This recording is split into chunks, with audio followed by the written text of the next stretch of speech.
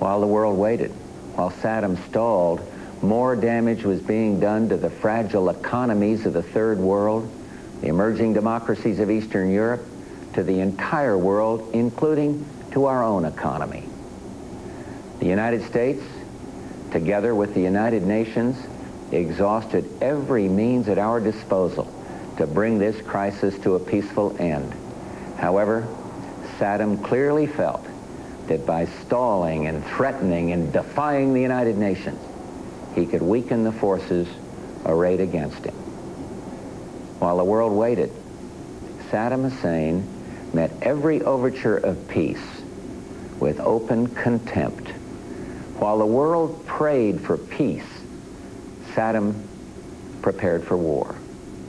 I had hoped that when the United States Congress, in historic debate, took its resolute action, Saddam would realize he could not prevail and would move out of Kuwait in accord with the United Nations resolutions. He did not do that.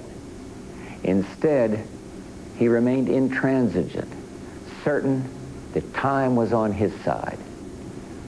Saddam was warned over and over again to comply with the will of the United Nations, leave Kuwait or be driven out. Saddam has arrogantly rejected all warnings. Instead, he tried to make this a dispute between Iraq and the United States of America. Well, he failed. Tonight, 28 nations, countries from 5 continents, Europe and Asia, Africa and the Arab League, have forces in the Gulf area standing shoulder to shoulder against Saddam Hussein. These countries had hoped the use of force could be avoided. Regrettably, we now believe that only force will make him leave.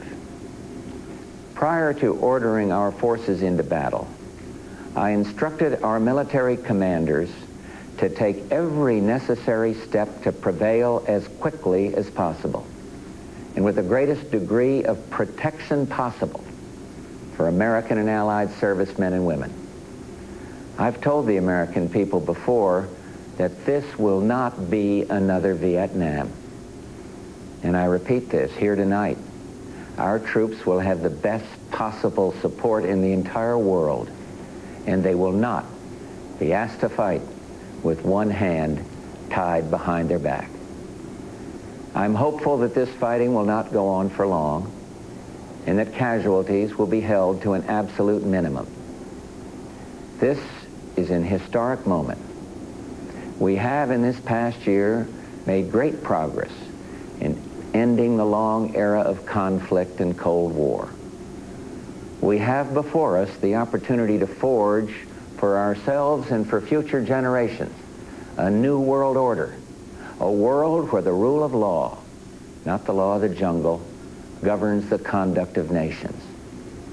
When we are successful, and we will be, we have a real chance at this new world order, an order in which a credible United Nations can use its peacekeeping role to fulfill the promise and vision of the UN's founders. We have no argument with the people of Iraq. Indeed, for the innocents caught in this conflict, I pray for their safety. Our goal is not the conquest of Iraq. It is the liberation of Kuwait. It is my hope that somehow the Iraqi people can, even now, convince their dictator that he must lay down his arms, leave Kuwait, and let Iraq itself rejoin the family of peace-loving nations. Thomas Paine wrote many years ago, "These are the times that try men's souls." Those well-known words are so very true today. But even as planes of the multinational forces attack Iraq, I prefer to think of peace, not war. I am convinced not only that we will prevail, but that out of the horror of combat will come the recognition that no nation can stand against a world united. No nation will be permitted to brutally assault its neighbor. No president can easily commit our sons and daughters to war. They are the nation's finest. Ours is an all-volunteer force, magnificently trained, highly motivated. The troops know why they're there, and listen to what they say, for they've said it better than any president or prime minister ever could. Listen to Hollywood Huddleston, Marine Lance Corporal. He says, let's free these people so we can go home and be free again. And he's right. The terrible crimes and tortures committed by Saddam's henchmen against the innocent people of Kuwait are an affront to mankind and a challenge to the freedom of all. Listen to one of our great officers out there, Marine Lieutenant General Walter Boomer. He said, there are things worth fighting for. A world in which brutality and lawlessness are allowed to go unchecked isn't the kind of world we're going to want to live in. Listen to Master Sergeant J.P. Kendall of the 82nd Airborne. We're here for more than just the price of a gallon of gas. What we're doing is going to chart the future of the world for the next 100 years.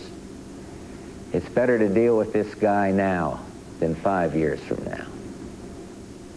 And finally, we should all sit up and listen to Jackie Jones, an Army lieutenant, when she says, if we let him get away with this, who knows what's going to be next? I've called upon Hollywood and Walter and JP and Jackie and all their courageous comrades in arms to do what must be done. Tonight, America and the world are deeply, deeply grateful to them and to their families. And let me say to everyone listening or watching tonight, when the troops we've sent in finish their work, I'm determined to bring them home as soon as possible. Tonight, as our forces fight, they and their families are in our prayers. May God bless each and every one of them and the coalition forces at our side in the Gulf, and may he continue to bless our nation, the United States of America.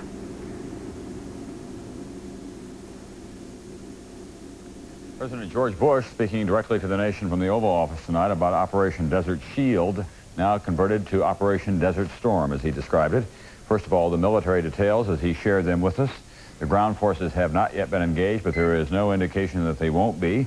The President talking about the success of American troops as they go forward in this operation. Everything has gone according to plan so far. The objectives, he said, are clear from a military and from a political point of view. Saddam Hussein must be persuaded to get out of Kuwait.